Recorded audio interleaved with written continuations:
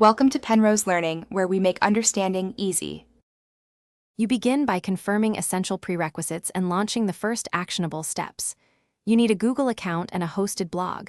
Once done, open Google Search Console and add your property. Verify ownership using an HTML file, meta tag, or DNS record so Google trusts your site. Next, prepare your post.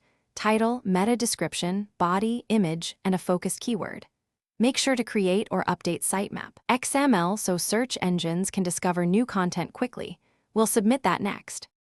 Once your post is live on the CMS, you continue with the complex middle steps that matter.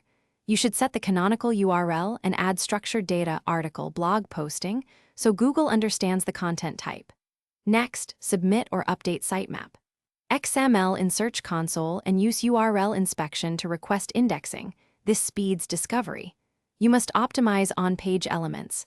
Headings in order, descriptive alt text for images, internal links to related posts, and confirm the page is mobile-friendly and fast-loading for better ranking. To finish, complete final steps and verify everything is indexed and performing. You should check Search Console for coverage status, any crawl errors, and whether the URL appears in results. Then review analytics for impressions and clicks. If things go wrong, inspect the coverage report and mobile usability tab, fix errors, and resubmit affected URLs. As a key troubleshooting tip, clear or fix robots, TXT, and ensure noindex tags aren't blocking pages. After fixes,